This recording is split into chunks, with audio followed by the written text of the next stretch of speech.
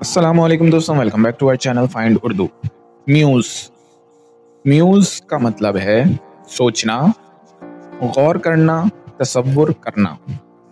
Muse का मतलब है गहरी सोच में डूबना या किसी चीज़ पर तसव्वुर करना।